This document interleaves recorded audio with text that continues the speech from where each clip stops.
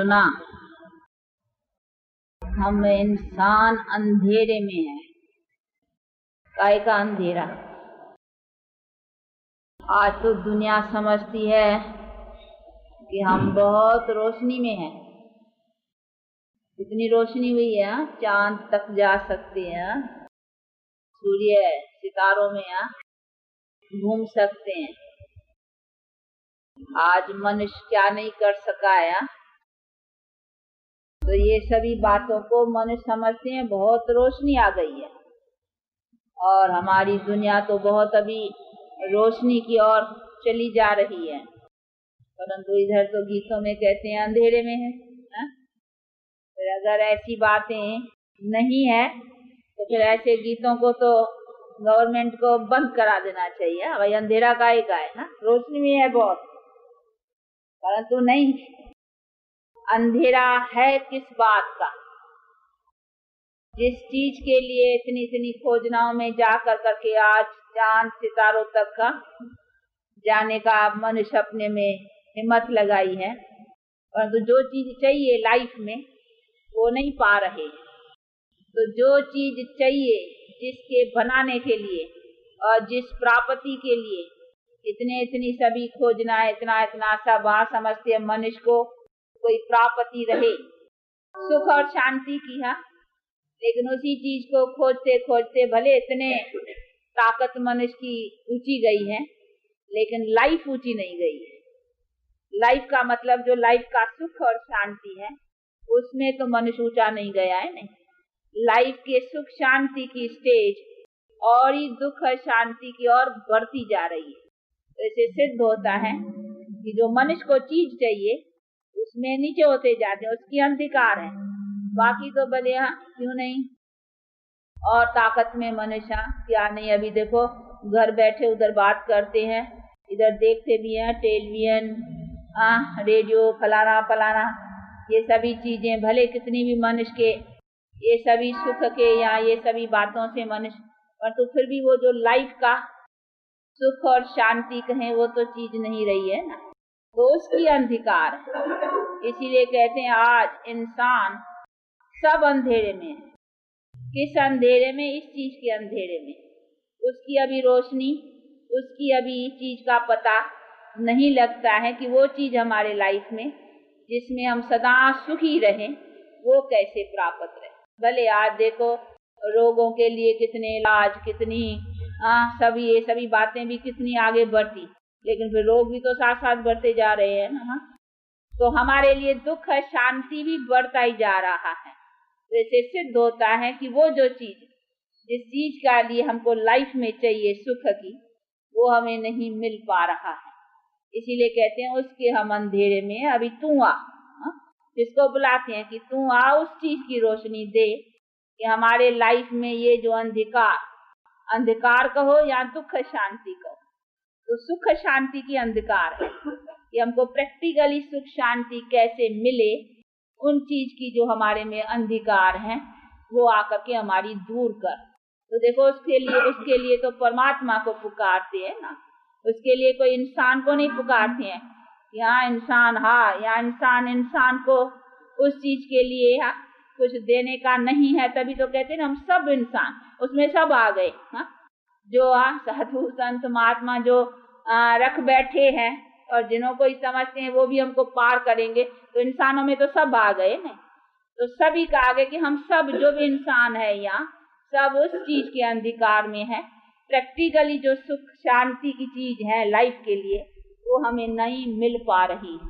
अभी तू आ, इसीलिए परमात्मा को पुकारते हैं और गाते भी हैं कि अंधे की लाठी तू है। गाते हैं, उसको कहते हैं अंधे की लाठी। हम अंधे किसमें है? इस चीज में। ऐसे नहीं, ये आंखें नहीं है देखने के लिए इस पदार्थों को और सभी बातों को देखने के लिए, ये आंखें भले हैं, लेकिन वो नेत्र नहीं है जिसको ज्ञान नेत्र कहा जाता है, अंग्रेजी में भी कहा जाता है थर्ड आई ऑफ विजडम। तो वो हमको किस विजडम का अथवा नेत्र नहीं है उसका, इसी नॉलेज का कि हमारे लाइफ में पूर्ण सुख और शांति कैसे आवे उसका हमें ज्ञान नहीं है। तो वो ज्ञान नेत्र, तो अभी ज्ञान नेत्र को यहाँ नेत्र निकल नहीं आएगा, ये जो चित्रकारों ने चित्रों में बैठ कर करके तीसरा नेत्र यहाँ दिखलाया है कई देवताओं के ऊपर, तो कई समझते हैं शायद 3 आंख वाले कभी मनुष्य थे। 3 आंख वाले कभी मनुष्य होते नहीं है। ये सभी जो चित्रों में भी अलंकार है, इन्हीं का भी अर्थ समझना है। कभी 3 आंखें मनुष्य को होती नहीं, भले देवता हो कोई भी हो, मनुष्य ही देवता है और मनुष्य ही असुर है।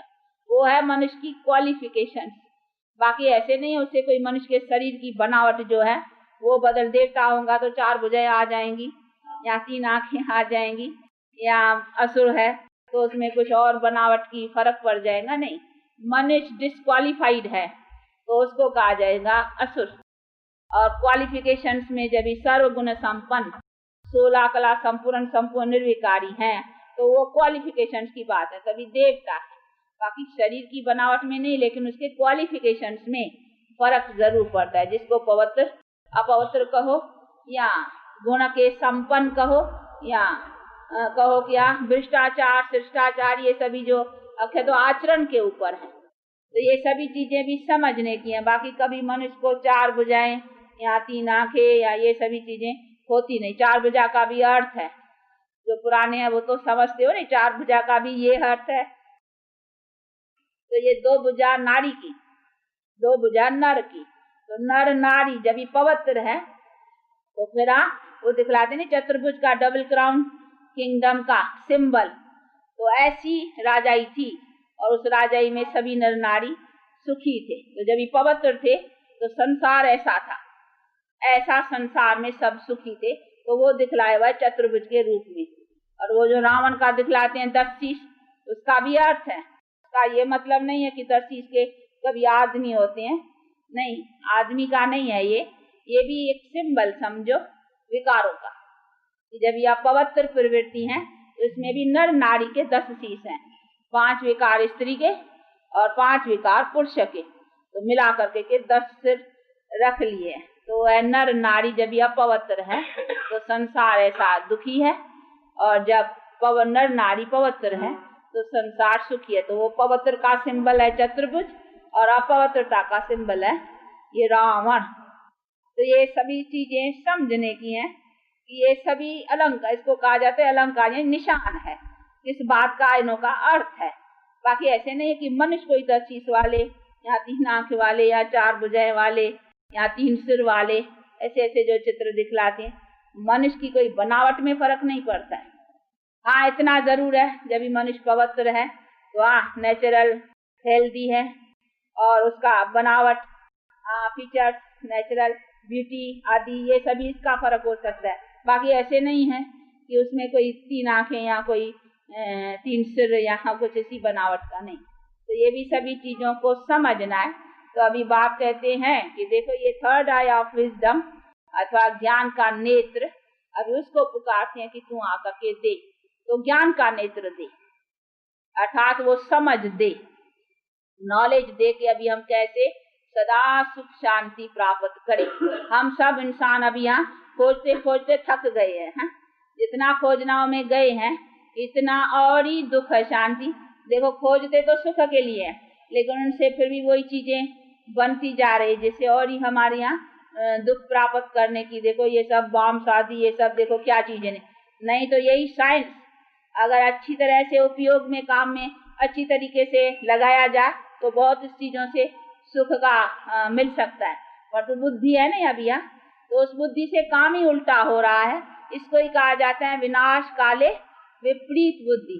तो अभी जो विनाश का काल है, यानी काल कहा जाता है समय को, तो अभी ये टाइम ही विनाश का है, तो उसके द्वारा बुद्धि में से काम ही उल्टा चलता है। तो देखो बुद्धि से काम ही उसे वो निकलता है कि दुनिया का नाश कैसे हो। तो अभी है ही विनाश काले विपरीत बुद्धि। विपरीत किससे, यानी परमात्मा से विपरीत, यानी प्रीत नहीं। तो अभी प्रीत नहीं ऐसी बुद्धि हो गई है। तो प्रीत नहीं है तो फिर क्या हुआ, फिर हो गई माया से प्रीत। परमात्मा से प्रीत नहीं है, आया माया से। माया कहा जाता है 5 विकारों को। कई बेचारे इसी को भी नहीं समझते हैं माया, कहीं समझते हैं ये शरीर है ना, जो भी हम इस आंखों से देखते हैं ये माया है, ये शरीर भी माया है, ये संसार भी माया है, ये धन संपत्ति भी माया है। पर तो माया इसको नहीं कहेंगे। धन संपत्ति तो देवताओं को भी थी, शरीर तो देवताओं का भी था और संसार में तो देवताएं भी थे, फिर क्या वो माया थी क्या? नहीं, माया कहा जाता है 5 विकारों को। विकारी माया है, बाकी कोई शरीर माया नहीं। शरीर में तो देवताएं भी थे, परंतु उनके पास माया नहीं थी। धन संपत्ति तो देवताओं को भी थी, परंतु माया नहीं थी। माया कहा ही जाता है विकारों को, और माया ही दुख देती है। बाकी धन संपत्ति कोई दुख देने की चीज नहीं है। संपत्ति तो सुख का साधन है ना, परंतु उस संपत्ति को भी इम्प्योर अथवा शरीर को भी इम्प्योर अपवित्र किसने बनाया है? 5 विकारों ने, माया ने। तो माया के कारण, विकारों के कारण हर चीज जो है ना वो अभी दुख का कारण हो गई है। तो अभी धन से भी दुख, शरीर से भी दुख, हर चीज से अभी दुख प्राप्त हो रहा है। इसका कारण ये हो गया कि हर चीज में अभी माया प्रवेश हो गई है, अर्थात 5 विकारों की चीज हो गई है। इसीलिए बाप कहते हैं अभी इस माया को निकालो, 5 विकारों को निकालो, तो फिर तुमको इसी शरीर से ही और फिर तुमको संपत्ति से और संसार से सदा सुख मिलेगा, जैसे देवताओं का था। देखो संसार में भी थे और शरीर भी था, संपत्ति भी थी, सब था, लेकिन ever healthy, ever wealthy, ever happy. तो देखो सुखी थे ना। तो ये सुख तभी उनके पास था जब उनके पास माया नहीं थी, यानी ये रावण नहीं था, 5 विकारों का ये नहीं था। तो इसको नाश करने का है।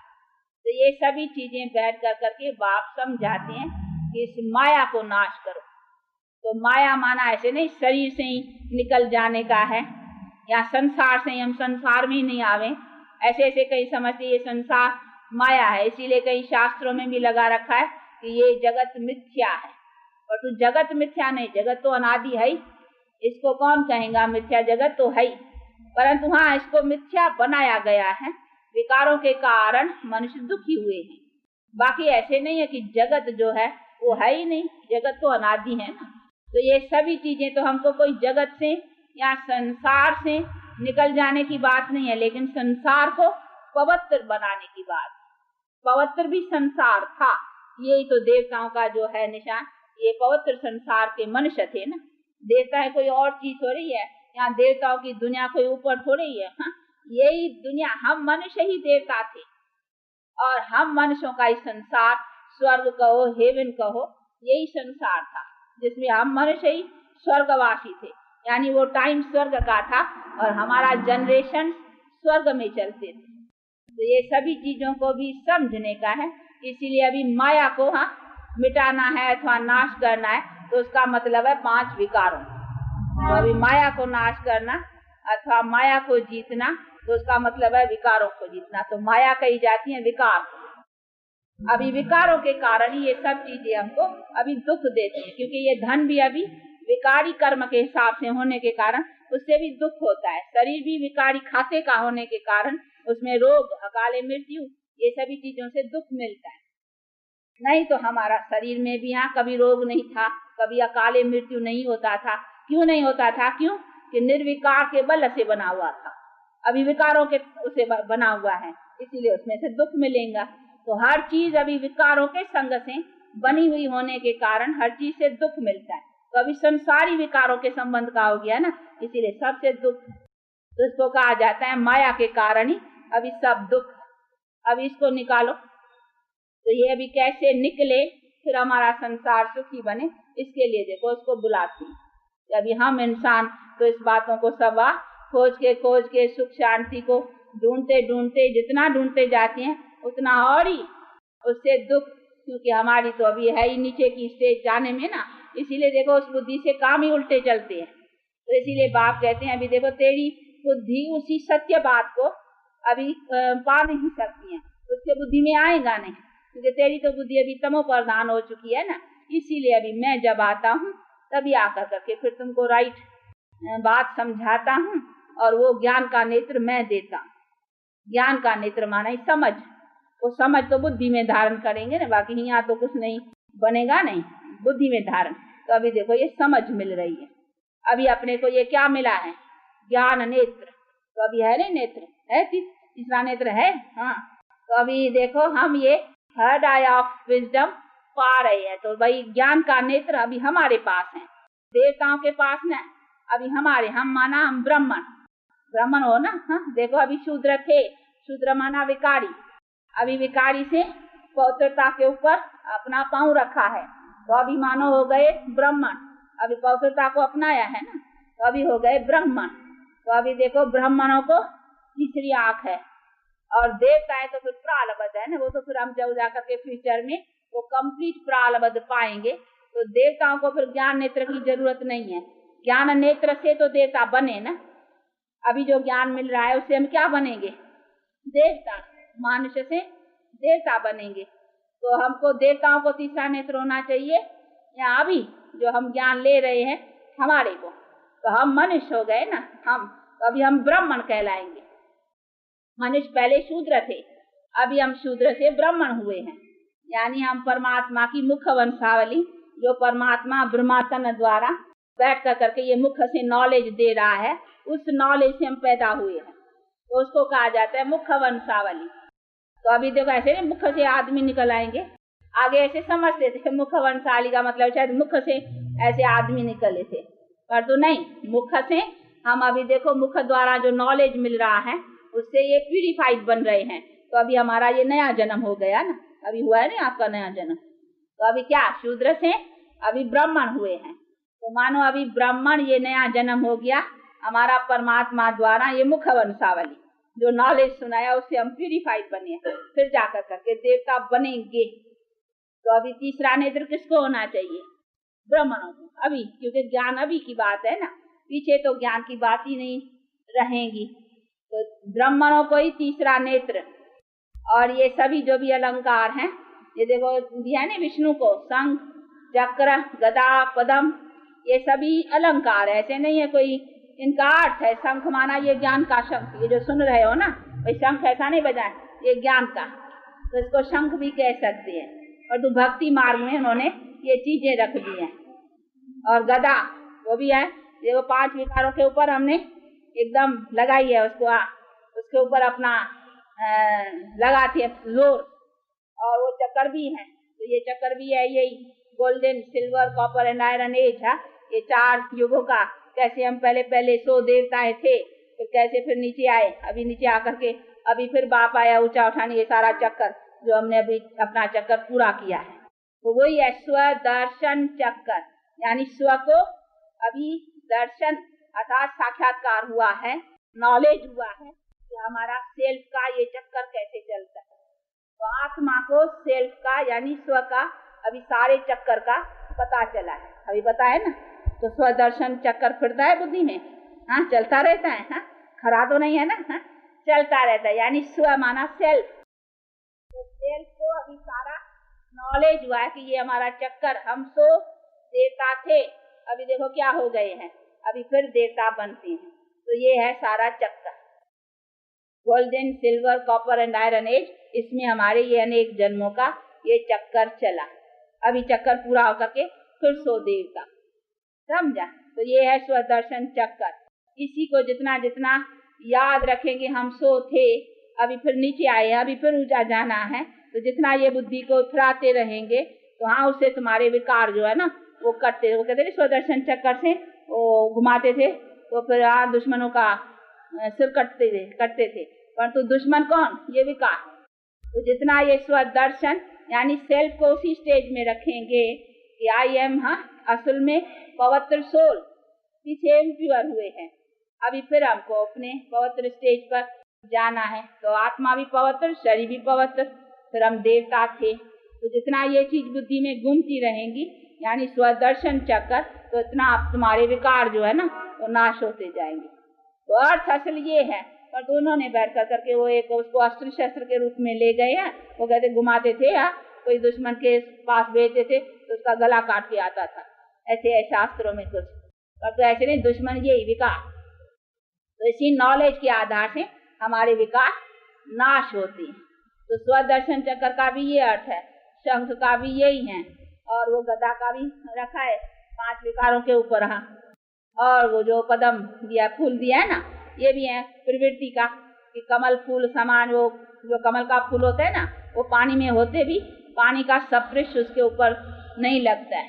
तो मिसाल दिया जाता है कि जैसे भी यहाँ गर्भग्रस्त में रहते, प्रवृत्ति में रहते भी कमल फूल समान, यानी उसमें कोई यहाँ उनका लेप छेप में नहीं, और उसमें अपने को पवित्र रखते थे। तो ये है अपना आदर्श कि हमारे लाइफ का आदर्श क्या था और कैसे हमारी प्रवृत्ति का आदर्श ऊंचा था, ये सभी इनका है। तो लेकिन वो भी सब बाकी देवताओं को ये शंख चक्र गदा ये लेकर के कोई घूमते थे, ज्ञानों के हाथ में थे नहीं, ये सभी चित्रकारों ने बैठ करके वो कैसे दिखलावे कि भाई इन्हों के ज्ञान था या इन्हों की माया के ऊपर जीत थी, ये सब कैसे दिखलावे। तो चित्रों में बैठ करके वो निशान रखे। बाकी ऐसे नहीं है कि ऐसे कोई देवताएं 4 भुजाएं वाले थे और वो लेकर के घूमते फिरते रहते थे, ऐसी कोई बात नहीं थी। तो ये सभी चीजें समझने की हैं कि नहीं, देवता भी मनुष्य थे 2 बाहें वाले, इसीलिए जो अपना करेक्ट चित्र भी बनाए ना 2 बाहें दी हैं। देखो नहीं तो श्री नारायण श्री लक्ष्मी को बहुत मंदिरों में वो देते हैं 4 भुजाएं, लेकिन इनको दोनों को मिलाएंगे ना, लक्ष्मी को पीछे कर दो तो उसकी 2 बाहें दिखाई पड़ेंगी। आपको दिखाया होगा कभी, आप देखे चतुर्भुज का? हाँ दिखाएं आपको, चलो आओ आओ देखो अभी हम दिखाते हैं चतुर्भुज का कैसा फोटो निकाला है। उठो दोनों, एक लंबी आगे रहे छोटी पीछे रहे। हाँ इधर आओ, हाँ देखो ये चतुर्भुज, हाँ ये देखा 2 भुजाएं लक्ष्मी की, हाँ अच्छी तरह से। हाँ ये 2 भुजा लक्ष्मी की और 2 भुजा नारायण की। इसको शंख चक्र गदा पद्म दे दो तो आप लोग फोटो निकालेंगे तो दिखा। अभी लक्ष्मी तुम आगे जा, आगे फिर वो लक्ष्मी चतुर्भुज दिखलाएंगे तो ना ये तो लंबी है, पीछे नीचे हो जाएंगी और फिर हाँ तो फिर लक्ष्मी चतुर्भुज हो जाएंगी, तो नारायण चतुर्भुज और लक्ष्मी चतुर्भुज। ये ऐसा फोटो निकला है तो दिखलाएगा चतुर्भुज का। तो असल में है कि लक्ष्मी चतुर्भुज नारायण चतुर्भुज, इसका चित्रकारों ने फोटो, बाकी ऐसे नहीं 4 भुजाएं की कोई मनुष्य है, ये कंबाइंड लक्ष्मी और नारायण का फोटो निकला हुआ, तो इसका अर्थ है। तो ये सभी चीजें समझने की है, इसीलिए परंतु ऐसे कंबाइंड पवित्र नर नारी कैसे बने, किस धारणाओं से, वो धारणाएं के बैठ करके ये अलंकार चित्रों में दिखलाए। भाई शंख चक्र गदा पद्म जिन्होंने धारण किया वो वही ऐसे बने थे। तो अभी धारण किया है ना शंख चक्र गदा, है ना शंख। शंख का मतलब है जो ये सुनाए नाले, हाँ फिर सुनाना है, बजाना भी है। ऐसे नहीं शंख नहीं बजाना है, फिर दूसरे को भी तो बनाना है ना। तो देखो ये हम क्या कर रहे हैं, जो धारणा की है वो दूसरों को भी सुनाते हैं, ऐसे हर एक को करना है। तो हर एक को शंख चक्र गदा पद्म धारी बनना है, तो बनना भी है ब्राह्मणों को। अभी इससे बनेंगे फिर तो देवता बनेंगे, जो करेंगे तो फिर पाएंगे। तो ये सभी चीजें समझने के किसका प्रैक्टिकल ये सब अर्थ क्या है। अच्छा अभी टाइम हुआ है, आप लोगों को पता नहीं कहाँ हम तो बैठे हैं, हमारे को हरज नहीं है, लेकिन जाने वाले तो आप कहाँ होंगे, तो इसीलिए आप लोगों को टाइम पर छोड़ते हैं। अच्छा 2 मिनट साइलेंस।